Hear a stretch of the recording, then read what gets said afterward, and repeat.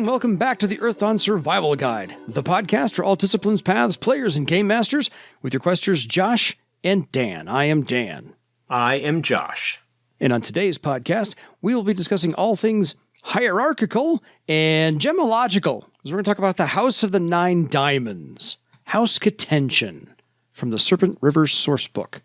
And anywhere else you can possibly find anything written down about the Tiskrang in any of the Earthdawn lore. So if you have any questions for us, because we actually had this as part of a lot of people wrote in saying, talk about the Tiskrang houses. So here you are. We talked about river travel a couple episodes ago and what that would be like. But now we're going to talk about one of the main houses on the Serpent River itself, House Contention. As I said, the House of the Nine Diamonds. Where do you want to start? Because this is densely written material. There's a lot to go over. So there's a lot to go over. Strap in, people. Strap in. Yeah, House Contention is the dominant aropagoi of the south reach of the Serpent River. Their control extends from a little bit beyond Lake Ban, which is where the Coil River intersects with the Serpent. A little bit downstream, a little bit south, as it were, of Lake Ban, all the way to the Mist Swamps. And so they control that stretch of the Serpent, as well as the tributaries running through the Servos jungle, because all of those empty down into the south reach. There are sort of two rivers that flow into the Serpent coming up from the south, one of which goes by Travar, and I now cannot for the life of me remember the name of it. The Byrose. Yeah, the Byrose River. The Byrose? And the Iontos River is the other one. Yeah. The Iontos River, unfortunately, runs through or very close to the Badlands through much of its length. Yep. Prior to the Scourge, it was a very valuable and worthwhile tributary. But now, because of its proximity to and even travel through the Badlands, is pretty much not usable at all. And then you've also got the Thailand River, which is its own issue that we will perhaps cover in a bit more depth when we talk about House to Cambris in a few episodes. Yeah, absolutely. But in theory, the Tylon River, which runs up to Kratos and has its foothills up in the Tylon Mountains, is also, because it's a tributary in the South Reach, is ostensibly Contention controlled. Though that is very much in dispute at the moment. Absolutely. So that gives us the overall layout of where the House Contention operates. Let's go over a couple of other things just to catch up on last time. So the Gadonia for House Contention, their introductory ritual, so forth, to be included in the house. You are granted an earring of ruby and gold. This is their colors. This is their moniker. It's their identification. It's worn in the skin folds of the left ear slits of any Tiskrang that are there, and or if you've got if for some reason you're non-Tiskrang and allowed into the Gadonia, good on you. But there are 16. So their base of operations basically is 16 towers, forming a 9 diamond shape, 3x3, essentially. And it's at the base or the junction of the Byrose and the Serpent. So just north of Travar, where like 3 rivers meet, essentially. And they've got a long, long history. Before the Scourge, they were allied with the Theran Empire. They still kind of are. And today they still have very close ties with Thera and Travar. Little bit. So they're playing. And the other thing to know about the House Contention is they are very much known for their war college. Yeah. House Contention, broadly speaking, is operated as a military autocracy, in a sense. The shivalahala is a very strong warrior and fighter and is sort of ostensibly the leader of the war college. Although she is busy with so many other things that she generally doesn't involve herself much in the day-to-day operations of it. Yeah. I don't know that I would go so far as to say that Contention is closely allied with Travar, because there have been, at least as sort of revealed in the Travar book, yes, Travar is on a river that is the exclusive control of House Contention, but the merchants of Travar don't like that for any kind of river travel that they might want to do, they effectively have to pay House Contention for it. Whether because they are using Contention ships, or if they were to have their own, they would still need to pay the tolls and fees and the bakshivas required for operating on the Contention stretch of the river. And so there has been this kind of tension between them and some incidents that have made, while they are not at war, diplomatic relations between the two powers are strained. Mainly because fair enough, the merchant princes of Travar don't like giving up their money to other people in the way that in the region you have to if you're doing business on the Serpent River network. Exactly. So let's say they maybe still have some close ties. Yes, with Travar. They were allied before, way before the Thailand Wars, but they're still trying to curry favor with Thera in that regard. So a little history for everybody, because we had to mine the depth of the pages in the Serpent River because, wow, there's just a ton of information there. House Contention was founded 200 years before the Orichalcum Wars, roughly 205 Thera, roughly 205 Thrall, by 4 Tiskrang villages.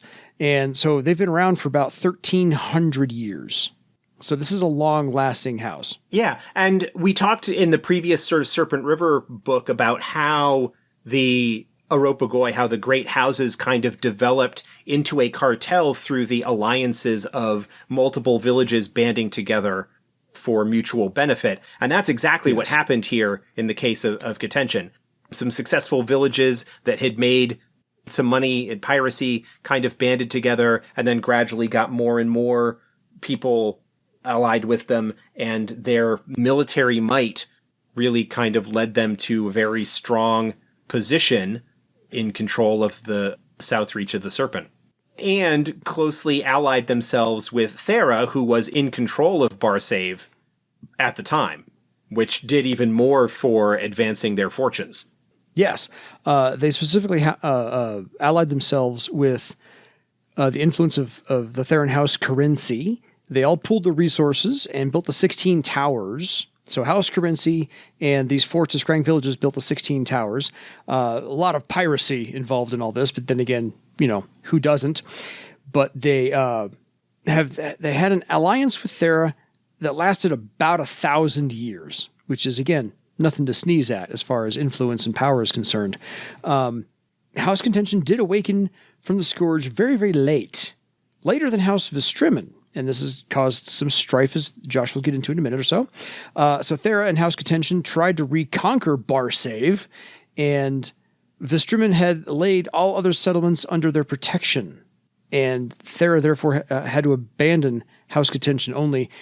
And this is where they signed a truce and the Free Trade Compact came in. So this is all just right before that. Whole lot of political maneuverings. This is your own Game of Thrones series right here, if we ever make an Earthdawn TV show, because I'm in this vein right now.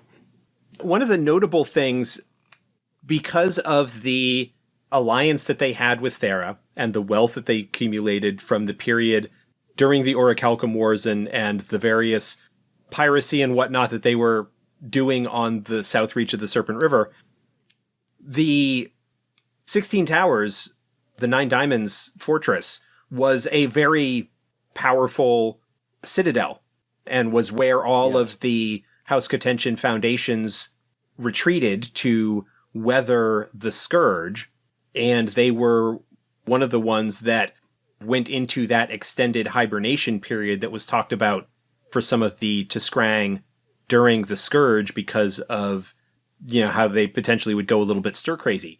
But something happened during the Scourge. Like, largely they got through the Scourge without any major issues, except that when they woke up, there were a bunch of them missing. Well, that's not good. A bunch of House Contention missing. Yeah. Right. One of the families disappeared. Almost the entire foundation of the Carioli Nial and its 4 riverboats all just disappeared for reasons that nobody knows. And so when the Therans returned, and House Vistrumen didn't wake up really, not Vistrumen, I'm sorry, House Contention didn't wake up until the Therans returned and like landed their airships there at the fortress, which also raised some questions about what was going on. That in order to sort of fill that gap in their numbers, they invited members of the Tiskrang House Carinci to join them. And so there is a group of Theran Tiskrang from House Carinci that have been inducted into House Contention as a new foundation. Yeah, it's a new Niall. So speaking of the towers, we're right at the part of the book where I take details on these things because I like to insert these for flavor text for my players every once in a while. Of the 16 towers, most of them are up to 300 feet tall, 200 or more feet in diameter. These are not like, pylons or maybe the Leaning Tower of Pisa. These are huge towers. These are the largest and tallest towers of anybody else's on the river. These have a natural rock formation appearance with wooden balconies, wooden and rope bridges between some towers at certain places as well. And if you've ever been to Universal Studios, and some of you may have been, I have been, there's a whole network of rope bridges in one part of the Islands of Adventure park that I think would make a fantastic viewing for what that would look like for those rope bridges. Yeah, in the Serpent River book, there is a color picture by Jim Nelson, a longtime FASA illustrator. Oh, yes. That shows one of the towers, and so puts it into scale in comparison to the riverboats to give you a sense of this thing. And so that's the tower where it exists above the river. It then extends below the river as well, significantly. And you've got 18 of these? 16 towers. 16 towers 16 total. towers.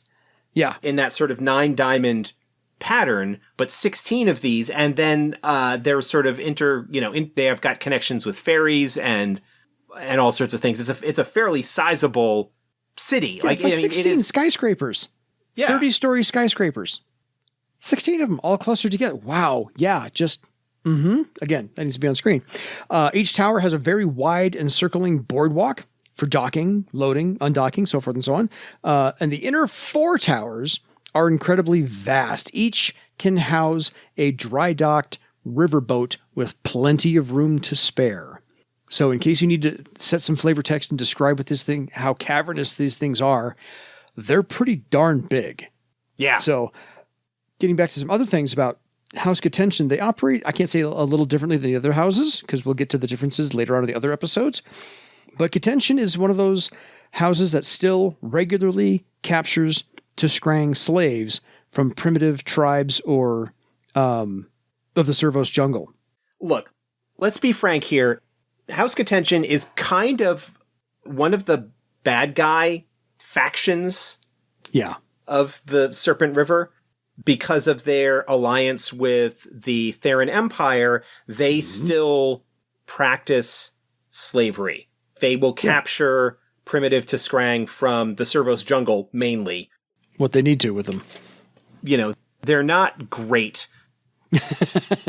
Because they were allied with Thera, they've kind of ended up getting the rough end of things. Because unlike Thera, who could sort of retreat and leave, where at the end of the First Theran War, they retreated to Sky Point, and after the Second Theran War, are pretty much out of Barsaive. House Contention can't really go anywhere, and they kind of need to stay and deal with the consequences of what has happened in a way that the Therans have not. Because it's a river, not an ocean. They can't just go where they want. Yeah. And so there is some, because of the Free Trade Compact, where they kind of lost a good source of revenue off of the main branch of the Serpent in the South Reach, because the Iontos River is now no longer viable in terms of a source of income, and because of the conflict going on the Tylon River with the resurgent House Contention, which we'll talk, House Ticambris. See, these similar names. Contention Ticambris. Yeah, it's the KT, the TK. I get you. I'm with you. I am.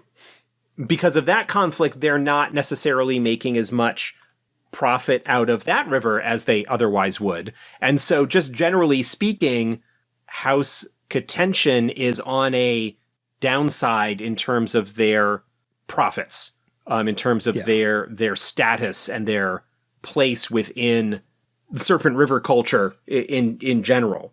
I don't know that I would necessarily say that they are full-blown villains. I think they're just a good kind of convenient bad guy faction in a sense that they are not in a great place culturally. Yeah. And because of their history prior to the Scourge, there's a lot of pride wrapped up in them that is kind of a problem for them when it comes to interacting with the rest of culture. Now, fortunately, they've mostly, like, nobody's attacking them or going after them or anything like that, but they're just not generally looked upon particularly well because they were allies with Thera, and Thera were definitely bad guys. I imagine, especially at this stage of things, where Thera is not present as much, like Thera no longer has quite the presence in Barsaive that before, that they probably might have scaled back their slaving operations to some extent. It's not something that we have directly addressed. But if there's not a market for it, then there doesn't seem to be a whole lot of sense for them to necessarily be continuing that as a practice. Yeah, I could see where House Contention not having the parental figure or the big brother figure that they've tried to hero worship Thera a little bit. Once that influence is gone, they can kind of keep up the appearance of, well, this is how we've always known to do it. And so over the last 10 years, since the 4th edition update to the timeline, I could see them finally beginning to maybe find their own identity. Maybe stopping, to your point, stopping slavery as much as they were, gathering people to either sell or use. So I can see this identity crisis right now for House Contention in trying to become their own house and not just, I mean, they're still trying to curry favor with the Theran Empire. So maybe not to the degree I'd like them to, but yeah, easily a bad guy. Not so much as evil as Thera, but just they don't know any better. They're just copying Thera because they still want to curry Thera's favor. That's one of those things. Because he had 1,000 years with them. That's a long-term relationship. Yeah. Kind of hard to break your practices in the last 10 years or so.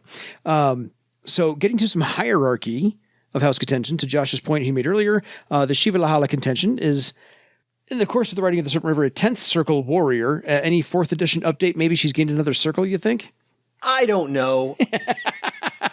10th circle puts her solidly into the warden tier, which makes sense for an individual of such high renown and prowess. Whether, we'll decide that she's now 11th circle or whatever, I don't think that makes a huge difference one way or the other. If we write something up about her, then maybe we'll kind of make that decision at that time. Yeah, I figured it's been a decade. She is solidly a warden tier adept. Yeah, totally. I just figure over the course of 10 years, she's learned something or two. However, she does rule, to Josh's point, like you said earlier, rules like an autocrat. She doesn't have a whole lot of advisors. She delegates most of her lesser affairs to the Contention Council, which we'll get to in a second or so, because that is unique to Contention as well. So, yeah, she doesn't have a lot of patience, and she has kind of this military mind. So I would treat her as an NPC if I were running her as an NPC for a while. Military general, quick drill sergeant kind of approach to things. You better know your stuff or you're out on your keister. And yeah, just not a whole lot of patience. So very, very sharp wit and sharp tongue as far as a tongue lashing is concerned, because she does take care of the War College, which is modeled after the Theran Military Academy. And it is the largest warrior school in Barsaive. So she's in charge of that. That is her pet project. That is her baby. That is the thing she wants to take care of the most. That's where her attention lies. Yeah, there's another aspect to her as well, however. We didn't touch upon this when we were talking about the towers, but Tiskrang villages in general have like an underwater garden area. Yes. And the one there at 9 diamonds at the fortress is legendary. It is incredibly beautiful and unique in terms of its grandeur and so forth. It occupies more or less sort of the entire space between the central 4 towers of the diamond structure. And that garden is also a personal project of the Shivalahala. Mm-hmm. That dichotomy in a way, which is also perhaps in a way very like warrior adept.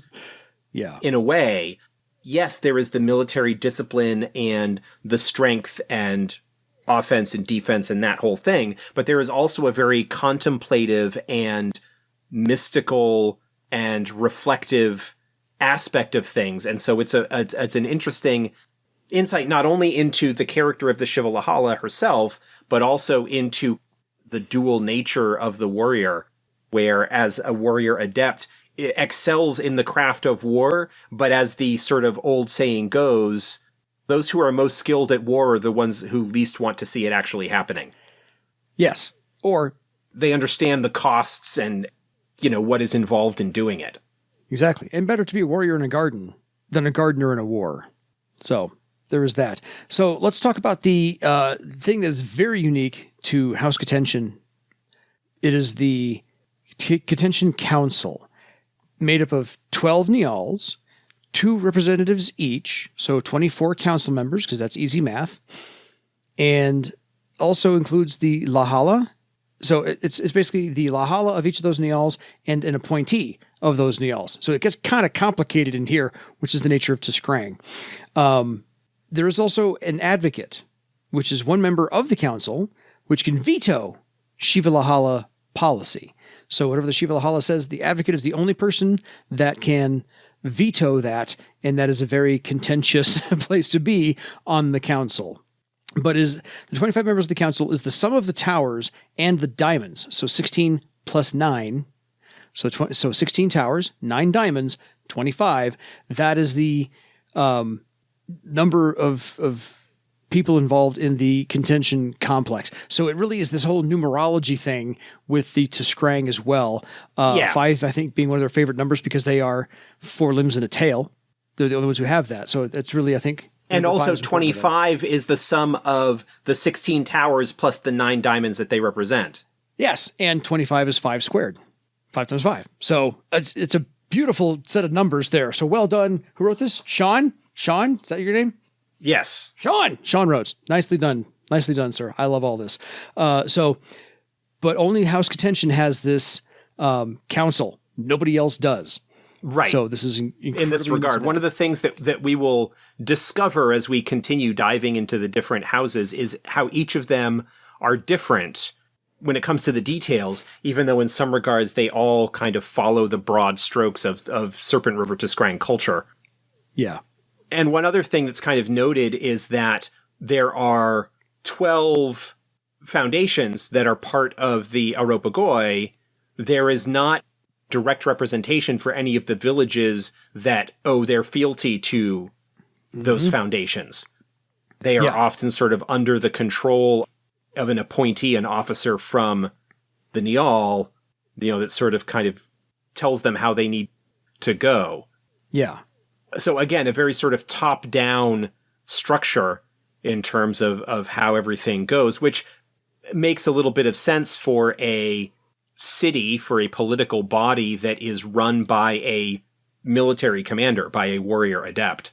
Yeah, because since that one family, that one Nial disappeared during the Scourge, I can't call it the feng shui because it's wrong. The overall feeling, the Kayapas, which is a Tiskrang term, Kya apostrophe, A-P-A-S, Kayapas, or Kayapas, is the perfect balance of the house. So the perfect balance between the council and the towers and the diamonds wasn't fulfilled again until they adopted House Currency to fill the void of that one family house that disappeared during the Scourge. And that took a couple of 100 years. So once that finally got in again, the overall balance was restored to Tiskrang contention sensibilities. And so if you want to play around with a very long, complicated political campaign, take out one of the houses and watch Contention do what it does again. And you can set that into motion in a number of ways and mess with their Kiapis. Just a thought. But yeah, the fact that it's all somewhat numerologically based on 25, I think is really cool. Just one of those things to have. So overall, House Contention has a few goals because all of the houses do. They still want to operate. Yes. They still want to keep their business going. But they have three main goals: expand influence and increase profits, because that's just all the houses want to do this. And that's just the way all Tuscarora operate. So really the three other goals are renegotiate the free trade compact, because Vistrimen gets the Coil River right now and Contention wants it back. Go, Josh. So what the objective of their desire to renegotiate the compact is to have the lower Coil River, that is the stretch of river that runs from Lake Ban to Europa, to the Aras Sea. Yeah. To have that be under the same free trade guidelines as the main Serpent River itself. Because if that's the case, then anybody can trade with Europa, and the foreign trade that comes in through that port. As of right now, House Vistrimen more or less has exclusive river rights to that trade and is making a killing off of it. Which we kind of talked about in our previous Broad Strokes episode. Yes. Where we were talking about that, because the Coil River as a tributary falls under the exclusive control of House Vistrimen, and it is the most profitable tributary of the Serpent, and therefore House Vistrimen is making a lot of money. There has been a long rivalry between House Vistrimen and House Contention. Vistrimen is actually older than Contention by a little bit. Yeah. But there has been a long, long rivalry between those two aropagoi that goes back to their foundings, essentially. And Vistrimen, their star has been on the rise quite a bit in the post-Scourge era because of their alliance with Thrall and the results of the First Theran War and everything else. House Contention would really like to see the Vistrimen taken down a peg or two, or at least to open up an opportunity for them to gain access to some of the same trade that House Vistrimen currently has a monopoly on. Well, and it's not that Contention wants the Coil River just for themselves. They just want it to be equal for everybody so they can actually compete along that stretch alone. They still want to maintain theirs as a private, but they want the Coil to be open to everybody because, like Josh said, that brings all of the Aras Sea and everybody across the Aras Sea in through Europa, and that's the major port there. So a lot of business to be done. Second goal they have is convincing Thera that Barsaive is worthy of their time again, and another goal to achieve. Yeah, this is being from the first edition Serpent River book. This is pre-Second War. I would say that this objective has largely failed. Fair. With the Therans having been driven out of Barsaive pretty definitively, at least for a bit, I imagine that while Contention probably would not be upset if Thera kind of came back, they probably are not as interested in that particular goal as an objective anymore. It seems at this point that backing Thera has been backing a losing horse, at least as far as it goes to Barsaive. Actually, one of the things that's mentioned here in this sort of goals section that might be a little bit more prominent, it does talk about how House Contention could potentially leverage or build a relationship or an agreement with Thrall with regards to the lower Coil River trade, because, of course, Thrallic trade along the river would be subject to Vistrimen influence and tithes and taxes and all of that. That if Contention could potentially leverage Thrall to help renegotiate the compact, then they could basically say, hey, this will save you money because you no longer you will be able to access the European trade without needing to pay the taxes to Vistrimen. And there's a new, more conservative, business-friendly family now in charge of Thrall, and the change in politics there could mean that with appropriate diplomacy, House Contention could perhaps start leveraging more of a relationship with Thrall to undercut that strong alliance that Vistrimon has had to leverage to their own benefit over the past several decades. I had a feeling there was going to be a major 4th edition update to that goal from the Serpent River 1st edition book to now. And the last 3 minutes that Josh laid all that out was perfect. I will just say that until I had reread this section and saw that, it was not a specific detail that had occurred to me. Fair. But is one of those things that's like, jot that down on my mental list of, oh, this is something that we could look at in terms of shaking things up or ways that different powers could interact, and what kind of adventures or stories could spin out of that. Well, since you are working on the beginning stages of the Europa source book, file away. Yeah, exactly. File away.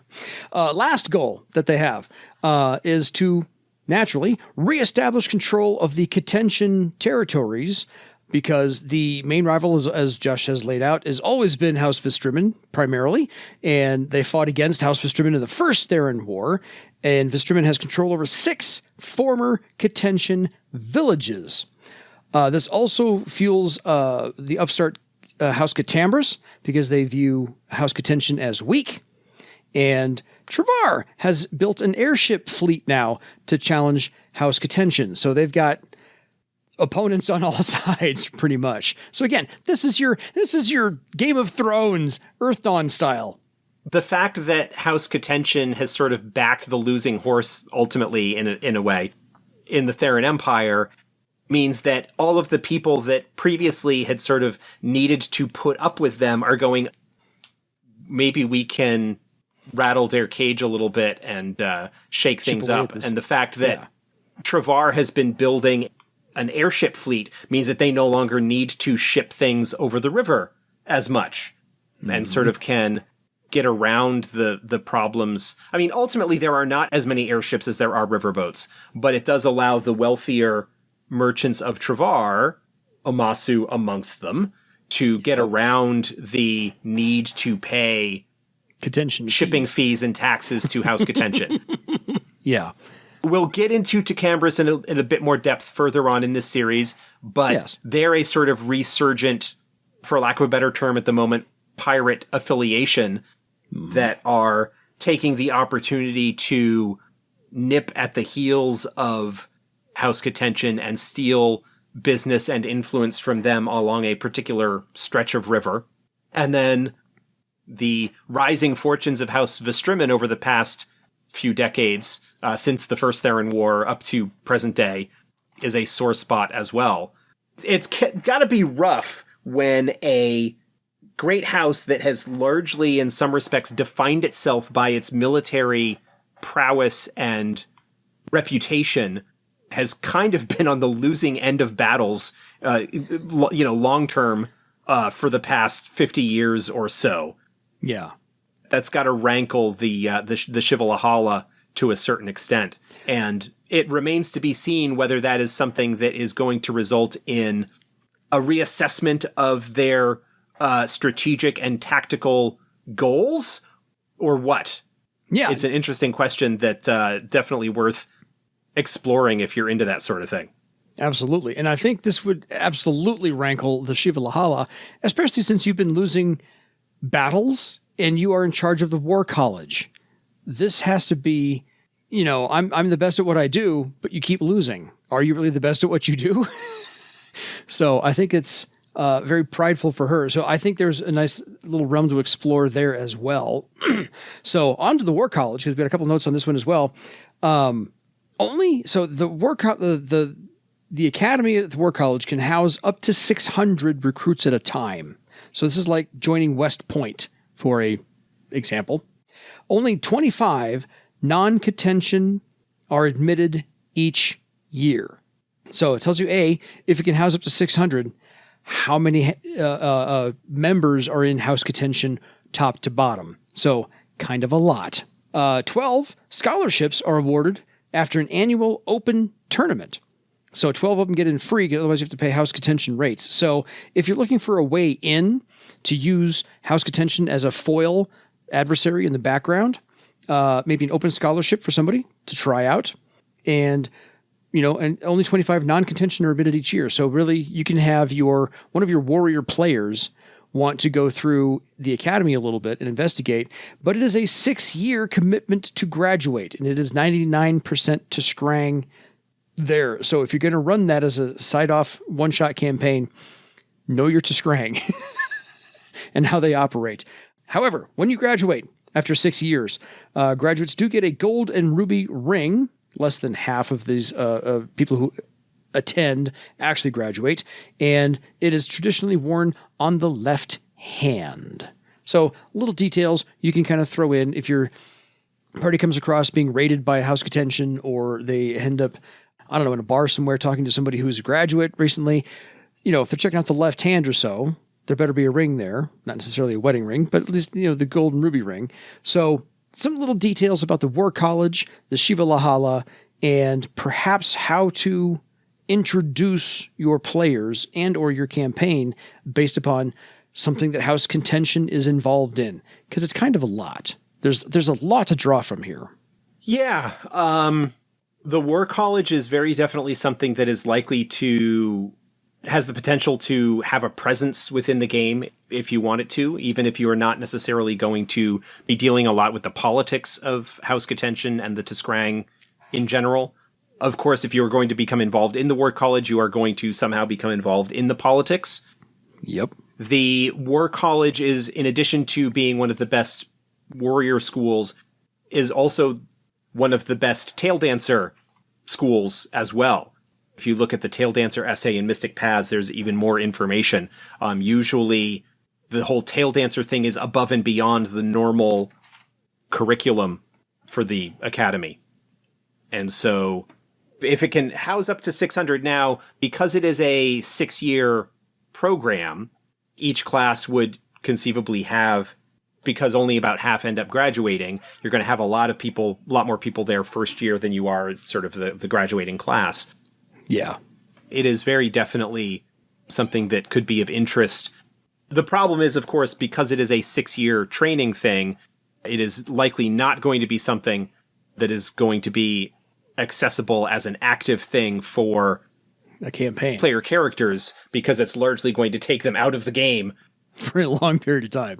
They have to be devoted to their training and schooling there. And it's not just combat, but you mentioned West Point. Yes. It also teaches tactics and history, military history, and military theory and all that sort of stuff. So it really is a military academy in that sense. And the people that graduate, that survive the grueling... Yeah, it's like Navy SEALs training. 6-year program. They are among the best of the best, and there is a certain amount of renown that would go along with being a graduate of the War College, especially if you are not a contention. Yes. If you are one of the few non-contention that get admitted and then manage to last through to graduate. That is a pretty remarkable achievement. Yeah. And really, this is also good for a character backstory. Like you went through the open tournament and failed, or maybe you went to the open tournament and made it through the first year and then got flushed out. And so you have this as a background as far as your character is concerned. And so you've got some animosity or some idol worship for House Contention. Take your pick. You still worship them that you didn't qualify, or you want to go back in again. And so you're aiming for that. And so you're going on these adventures to better your skills or your talents to get back into the war. I mean, take your pick. This is gold over here. This is, storyline gold for your character and storyline gold for any campaign you want to run. And really, if you wanted to do like a Harry Potter type where you stay at school and that's where the adventure actually takes place, it's possible. There's certainly enough going on. Again, you've got like you'd be running sort of a city-based game largely with the various members of the Nials and the 16 towers and all of the stuff going on there. So you could conceivably have a game that is kind of a students at the academy. And you could draw sort of thing. You could draw plot lines from all kinds of military training movies to draw. Biloxi Blues, Annapolis, Full Metal Jacket are the three that I can think of right off the top of my head. And I didn't even prepare for that. Yeah, even better.